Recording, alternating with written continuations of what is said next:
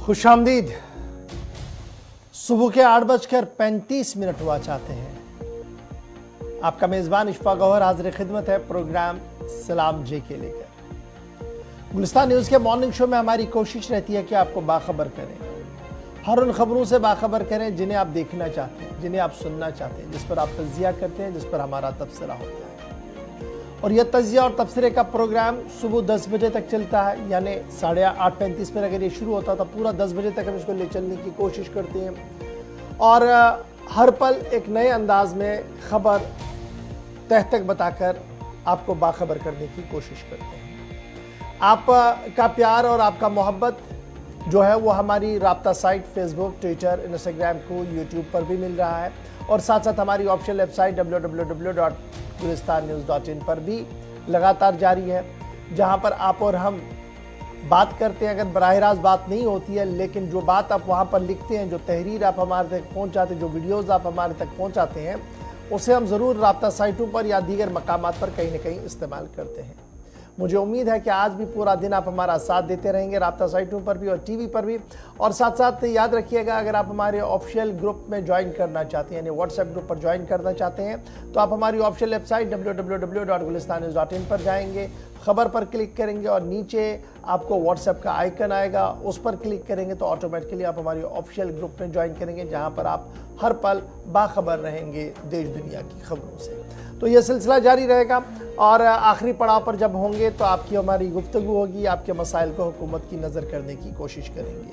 आज 21 सितंबर है और इस 21 सितंबर माजी में क्या कुछ हुआ है, तवारीख को, पन्नों को पलटने की कोशिश करेंगे। और मेरे साथी गौहर कुछ मौजूद हैं जो तवारीख के पन्नों को पलटेंगे और आपको याद दिलाएंगे कि अहम तरीन वाक़ात जो बहुत सारे होते हैं, लेकिन उसमें भी चंद वाक़ात आपके सामने रखते हैं सुबह सुबह हिस्ट्री ऑफ द डे में, और याद दिलाने की कोशिश करते हैं कि माजी में क्या कुछ हुआ। हिस्ट्री ऑफ द डे रखेंगे आपके सामने मेरे साथी गौहर कुछ। बहुत बहुत शुक्रिया इशफाक गौहर। तो प्रोग्राम की शुरुआत तय फॉर्मेट के मुताबिक तारीख में आज के दिन के हवाले से। आज 21 सितंबर है। मुल्की और आलमी सतह पर क्या कुछ हुआ है, चंद अहम मालूमात वाक़यात रोज़ाना की तरह आज भी हम आपकी नज़र करेंगे। क्या कुछ हुआ है हम आपको बताएंगे। आज 21 सितंबर 1885 में नीदरलैंड के लोगों ने वोट के हक के लिए मुजाहरा किया, वो आज ही का दिन था। और आज ही के दिन 21 सितंबर 1857 में बहादुर शाह दोम ने अंग्रेजों के सामने हथियार डाल दिए, वो आज ही का दिन था। और आज ही के दिन 21 सितंबर 1938 में गुर्दाबी तूफान से न्यू इंग्लैंड में 700 अफराद हलाक हुए। और आज ही के दिन 21 सितंबर 1942 में नाजियों ने यूक्रेन में 2588 यहूदियों का कत्ल किया था, वो आज ही का दिन था। और आज ही के दिन 21 सितंबर साल 1964 में माल्टा ने बरतानिया से आज़ादी हासिल की, वो आज ही का दिन था। और आज ही के दिन साल 1984 में 21 सितंबर 1984 में ब्रुनाई अक़वाम मुत्तहिदा में शामिल हुआ। और आज ही के दिन साल 1991 में आर्मेनिया को सोवियत यूनियन से आज़ादी मिली। और आज ही के दिन साल 1999 में वस्ती तैवान में ज़लज़ले से 2400 अफराद हलाक हुए, वो आज ही का दिन था 21 सितंबर साल 1999। तो नाज़रीन, ये थी तारीख में आज के दिन के हवाले से, यानी कि आज 21 सितंबर को मुल्की और आलमी सतह पर क्या कुछ हुआ है आपकी नजर हमने किया है। अब बाज़ाब्ता तौर पर खबरों की शुरुआत होगी और खबरों की शुरुआत करेंगे इशफाक गौहर। चलिए जी, बहुत शुक्रिया जी। हिस्ट्री ऑफ द डे के बाद आज की खबरों पर आते हैं, क्योंकि कल पूरा दिन एक खबर गर्दिश करती रही और शाम होती होती एक अच्छी खबर आई। फिलहाल उस खबर का आज दूसरा पहलू है, दोनों बातें आपके सामने रखेंगे, क्योंकि बात दिल्ली से शुरुआत करते हैं, जहां पर लोकसभा का खुसूसी इजलास जारी है। नई बिल्डिंग के अंदर इजलास हुआ है और नई बिल्डिंग के अंदर इजलास होने के साथ ही ख्वातीन रिजर्वेशन बिल पर तकरीबन 8.5 घंटे की बहस मुकम्मल हुई। और उस बहस के दौरान कल बाज़ाब्ता तौर पर जो ख्वातीन बिल है, रिजर्वेशन बिल है, उसे बाज़ाब्ता तौर पर मंजूरी मिल गई है। बड़ी खबर हम आपको बता रहे हैं कि ख्वातीन रिजर्वेशन बिल को बाज़ाब्ता तौर पर कल रात देर गए मंजूरी मिल चुकी है। और अब जब एक तरफ से रिजर्वेशन लोकसभा के अंदर मिल चुकी है तो आज का दिन भी इंतहाई अहम होगा, क्योंकि आज ये मसवदा कानून जो है वो राज्यसभा के अंदर रखा जाएगा और वहां से भी मंजूरी लेने की कोशिश की जाएगी। वहां पर भी 8 घंटे का वक्त रखा गया है, जहां पर निर्मला सीतारमण समेत कई खातून मेंबरान जो वहां पर है वो अपनी बात रखेंगे। मुख्तलिफ सियासी लीडर्स, मुख्तलिफ सियासी पार्टियों के जो लीडर्स वहां पर मौजूद हैं वो अपनी बात रखेंगे। तो इस तरीके से वुमेन रिजर्वेशन बिल जो है वो आज शाम तक मुकम्मल तौर पर पास होकर सामने आ सकता है। फिलहाल कल का दिन था जहां लोकसभा में खवातीन रिजर्वेशन बिल पास हो गया है और ये साफ हो गया है कि कल दाखिला वजीर साहब ने इस बात को भी कहा कि बिल एक ख्वाब था, लेकिन अब ये ख्वाब शर्मंदे ताबीर आज हुआ है। एक पहलू इसका हुआ है, लेकिन मुकम्मल तौर पर इसका इतलाक पूरे मुल्क के अंदर 2029 में होगा। 2029 में इसका मुकम्मल तौर पर निफाज होगा, क्योंकि अभी डिलिमिटेशन और फिर सेंसस और दीगर चीज़ें होनी है, तो 2029 इसका हदफ रखा गया है। कांग्रेस सदर सोनिया गांधी ने भी कल अपनी बात रखी और सोनिया गांधी ने जहां कांग्रेस टेन्योर में कोशिशों का जिक्र किया, वहीं पर कल इस बिल को पेश करते हुए उन्होंने कहा कि SC ST और दीगर जुमरों के साथ वाबस्ता खवातीन जो है उन्हें भी बाइख्तियार बनाया जाए।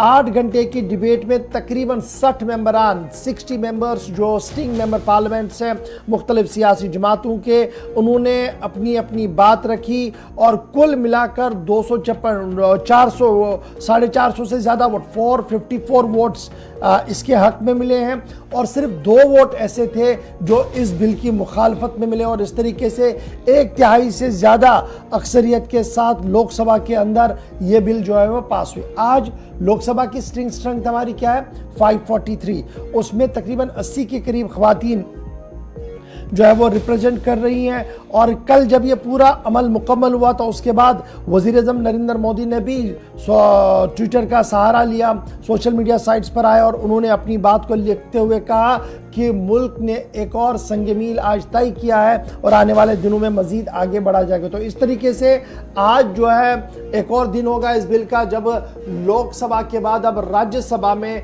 खवातीन रिजर्वेशन बिल को सामने रखा जाएगा। ये दिल्ली की बात, लेकिन जम्मू कश्मीर की बात भी आपको बताते चले। नेशनल कॉन्फ्रेंस के उमर अब्दुल्ला का कल मौक़िफ़ सामने आया, जिसमें उन्होंने कहा कि वो इस बिल की हिमायत करते हैं, खवातीन रिजर्वेशन होनी चाहिए, लेकिन जिस तरीके से लॉलीपॉप सामने रखा गया है, 2029 का हदफ सामने रखा गया है, तो सीधे पता लग रहा है कि क्या करने की नीयत मौजूदा हुकूमत की है। पीपल्स डेमोक्रेटिक पार्टी की सदर महबूबा मुफ्ती का चंद दिन पहले कहा देर सवेर सही है, चलिए खवातीन को बाइख्तियार बनाने की बात सामने आई है। कल रात देर गए जम्मू कश्मीर अपनी पार्टी का मौक़िफ़ भी सामने आया है, जिन्होंने इसकी तायीद की है। इधर जम्मू कश्मीर के मुख्तलिफ इलाकों के अंदर खवातीन की तरफ से कल रक्स सुरूर की महफिलों का एहतमाम भी किया गया, जहां पर वज़ीर-ए-आज़म का शुक्रिया अदा करते हुए ये साफ कर दिया गया कि देर से ही सही कानून तो बना है, निफाज आहिस्ता आहिस्ता करके होता रहेगा। लेकिन जम्मू कश्मीर के अंदर जब इसका निफाज होगा तो याद रखिएगा कि सियासी बिसात किस तरीके की होगी, क्योंकि 33% रिजर्वेशन का मतलब कितनी सीटें ख़वातीन के लिए होंगी, उस पर आज से ही चीमें गोइयाँ शुरू हो गई और सोशल मीडिया पर कई चीज़ें चल रही है। मुख्तलिफ सियासी लीडरों की तरफ से कुछ बयानात सामने आए हैं, फटाफट से उनको आपके सामने रखते हैं, उसके बाद खबर का दूसरा पहलू भी आपको बता दें। अद्यतन मत विभाजन का परिणाम इस प्रकार है। हाँ 454, 454, 454, ना 2। प्रस्ताव सभा की कुल सदस्य संख्या के बहुमत द्वारा तथा सभा में उपस्थित और मत देने वाले सदस्यों के कम से कम 2/3 बहुमत द्वारा पारित हुआ। अब खंड 2 विधेयक का अंग बना।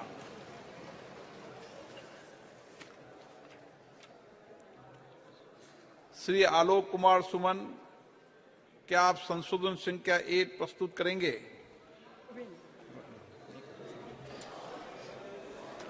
तो मुझे लगता है हमारे सभी महिलाओं की तरफ से मोदी जी का मैंने दिल से धन्यवाद अंदर पार्लियामेंट में भी किया और यहाँ पर भी करती हूँ। हर महिला अब उनको अपॉर्चुनिटी मिलेगी कि वो आगे बढ़ेंगे और अपने अधिकारों के लिए लड़ पाएंगे। बहुत हिस्टोरिक डे है, बहुत ही हिस्टोरिक डे है कि औरतों को भी बहुमत मिलेगी, वो संसद में आएंगी और मुल्क को और मजबूत करेंगे। जैसा कि इसमें कंडीशंस रखी गई हैं, इसको लागू करने से पहले जो शर्तें रखी गई हैं, और यदि ऐसा नहीं है, ये कहते हैं ऐसा नहीं है, और यदि ऐसा नहीं है तो फिर हमारी पार्टी सरकार से ये भी अनुरोध करती है कि सरकार इस विधेयक में से या तो इन दोनों प्रावधानों को निकाले या फिर कुछ ऐसे उपाय तलाशे जिससे इस विधेयक के तहत महिलाओं को जल्दी आरक्षण का लाभ मिल जाए। विपक्ष में वोट दिया, और अगर दिया तो क्यों? इसलिए दिया क्योंकि भारत में ओबीसी की जो पॉपुलेशन है वो 50% ज्यादा है, और आप बिल इसलिए ला रहे हैं कि उन महिलाओं को लोकसभा और विधानसभा में मौका मिले जिनका रिप्रेजेंटेशन नहीं है। तो जो 50 से ज्यादा आबादी है अब उनको नहीं देंगे, ये कौन सा इंसाफ है? दूसरा ये कि जो मुस्लिम महिला है आप उनको नहीं देंगे। 17 लोकसभा के इलेक्शन हुए, 690 महिलाएं एमपी हुए, मुसलमान कितने जीते? 25। पॉपुलेशन मुस्लिम महिलाओं का 7% है भारत में, और उनका रिप्रेजेंटेशन है 0.7। तो ये कौन सा इंसाफ कर रहे हैं आप? भाई सुनिए, अब आप हम सुनिए हमारी बात, आपको बहस अंदर करिए आप।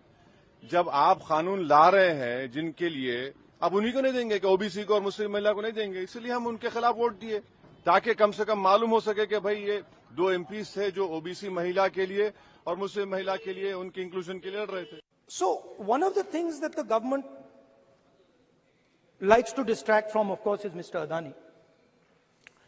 And there is another thing that the government likes to distract everybody from.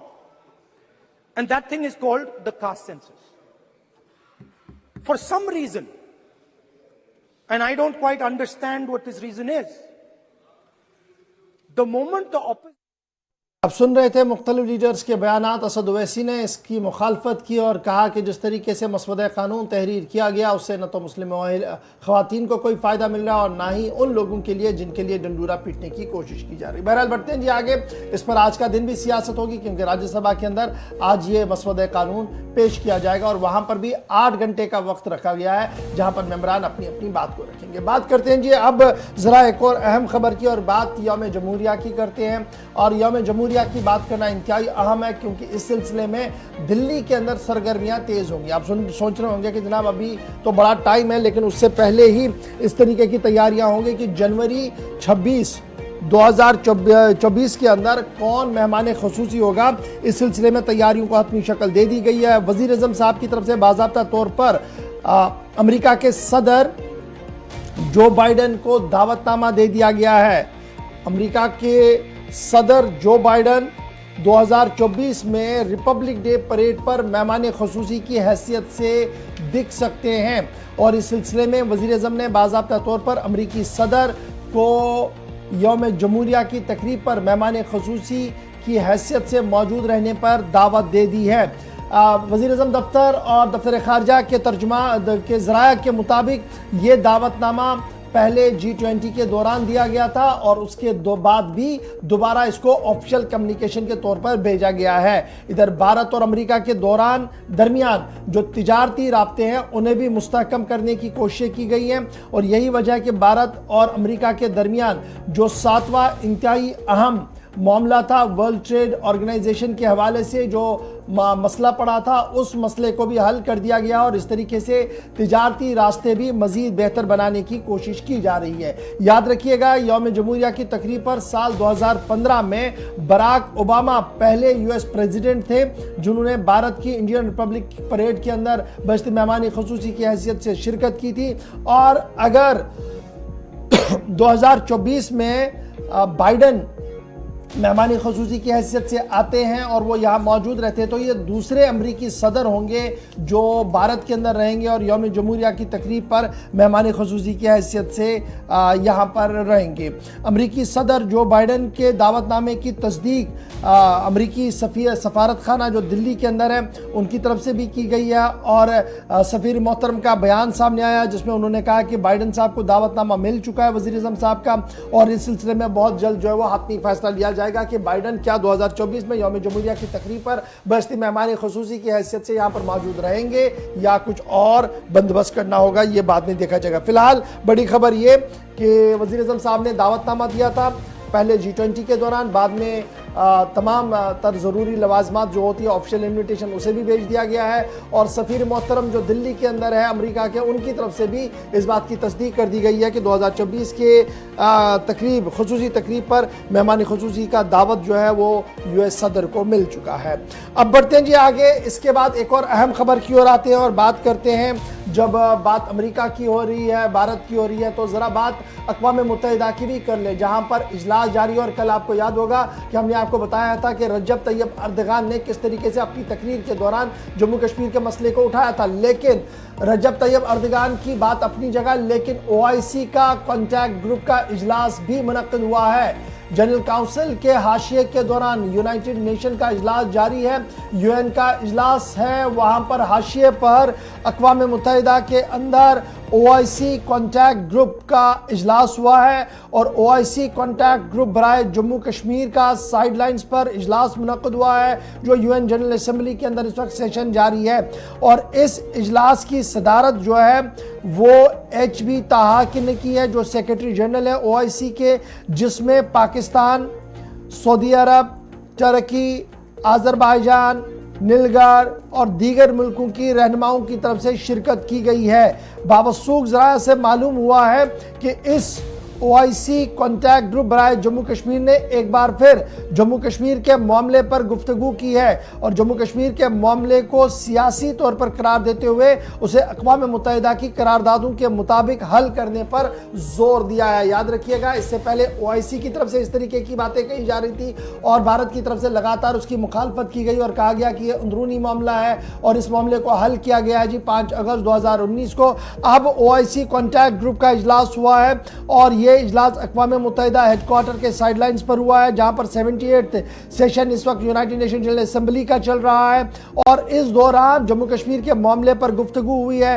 Pakistan समेत कई मुल्कों पर, भारत पाकिस्तान पर यह जोर दिया गया है कि वो तस्फिया तलब मामला जम्मू कश्मीर जो है इसको सियासी तौर पर मुज़ाकरात के जरिए से हल कराए। याद रखिएगा कि कल इसी इजलास OIC के इजलास के अक़वाम मुत्तहिदा के इजलास के दौरान, जनरल इजलास के दौरान जो 78th सेशन इस वक्त चल रहा है, उसमें रजब तैयब अर्दगान ने भी गुफ्तगू की थी और अपनी तकरीर के दौरान उन्होंने भारत पाकिस्तान पर जोर दिया था कि मुज़ाकरात के जरिए से मसले का हल निकाला जाए। सालसी की भी उन्होंने बात की थी। ताहम दफ्तर खारजा ने अभी उम्मीदें लगाई जा रही कि आज जो हफ्तावार ब्रीफिंग होगी उसमें दोनों मामलों पर दफ्तर खारजा का मौक़िफ़ सामने आएगा। ताहम ये बात काबिल ज़िक्र है कि OIC के किसी भी मौक़िफ़ पर पहले ही रद्दअमल जो है वो भारत सरकार की तरफ से आ चुका था कि यह अंदरूनी मामला और 5 अगस्त 2019 को यह मामला मुकम्मल तौर पर निपट चुका है। तो बहरहाल खबर OIC के कॉन्टैक्ट ग्रुप बनाए जम्मू कश्मीर के हवाले से हमने आपके सामने रख दी है। अब बढ़ते हैं जी आगे, बात एक और अहम खबर की करते हैं और बात करते हैं आपके सामने उस अहम इजलास की जो अमृतसर के अंदर होने जा रहा है और जिस दौरान वज़ीर दाखिला अमित शाह साहब मौजूद रहेंगे। बात करेंगे नॉर्थ जोन काउंसिल मीटिंग की जो 26 सितंबर को मुनक्किद होने जा रही है। बड़ी खबर जो इस वक्त सामने आ रही है कि अमृतसर के अंदर 26 सितंबर को आला सतही इजलास नॉर्थ जोन काउंसिल का होने जा रहा है, जिसकी सरबराही और सदारत दाखिला वजीर अमित शाह साहब कर सकते हैं। बड़ी खबर इस वक्त अमृतसर से सामने आ रही है, दिल्ली से सामने आ रही है कि अमृतसर के अंदर एक अहम तरीन इजलास 26 सितंबर को होने जा रहा है। नॉर्थ जोन काउंसिल का इजलास होना है और इस इजलास के दौरान जम्मू कश्मीर के लेफ्टिनेंट गवर्नर समेत लद्दाख के लेफ्टिनेंट गवर्नर भी मौजूद रहेंगे और एजेंडा ऑफ द मीटिंग जो है वो तरक्याती मंसूबे हैं, सिक्योरिटी है, ड्रग्स है, ड्रग स्मगलिंग है, साइबर क्राइम है, जो on the top of the agenda रखे गए हैं। वजीर दाखिला अमित शाह चेयर करेंगे, सदारत करेंगे जी नॉर्थ जोन काउंसिल मीटिंग की, जो अमृतसर के अंदर मुनक्किद होने जा रही है 26 सितंबर को, जिसमें तमाम रिप्रेजेंटेटिव्स जो हैं नॉर्थ जोन के वो शिरकत कर रहे हैं। जम्मू कश्मीर की सरबराही और सदारत जो है वो इंटर स्टेट इशूज़ और दीगर मामलात पर लेफ्टिनेंट गवर्नर मनोज सिन्हा साहब करेंगे, जिनके साथ chief secretary doctor Arun Kumar Mehta रहेंगे। Additional chief secretary and finance commissioner home RK. Goyal साहब रहेंगे। Director general police Dilbag Singh रहेंगे, जो जम्मू कश्मीर को नॉर्थ जोन काउंसिल के अंदर रिप्रेजेंट करेंगे। इसके साथ साथ लद्दाख से भी इतलात है कि लद्दाख के lieutenant governor brigadier retired DB. Mishra, उनके adviser to lieutenant governor doctor Pawan Kotwal और head of the police UT Ladakh doctor SD. Singh Jamwal, ये इस मीटिंग के अंदर हेड कर सकते हैं। इस तरीके की खबरें जो है वो सामने आ रही है, अटेंड कर सकते हैं।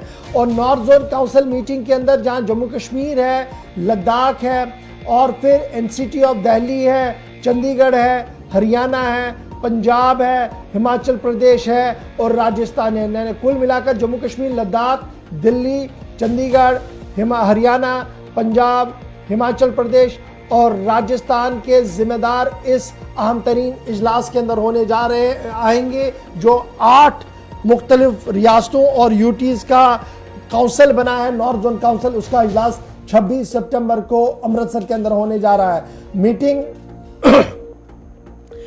के अंदर जहां इंतहाई अहम ड्रग का मामला है, जो पंजाब और जम्मू कश्मीर के अंदर इस वक्त सरफहरिस्त है, वहीं पर जम्मू कश्मीर और लद्दाख के बीच इंटर कोऑर्डिनेशन और दीगर मामलात पर भी गुफ्तगू हो सकती है। इस तरीके का एजेंडा जो है तरतीब दिया गया। तो दाखिला वजीर 26 सितंबर को अमृतसर के अंदर रहेंगे, जहां पर नॉर्थ जोन काउंसिल मीटिंग होगी और इस मीटिंग के अंदर जम्मू कश्मीर, लद्दाख, हरियाणा, हिमाचल प्रदेश, राजस्थान के नुमाइंदे जो है वो शिरकत करेंगे।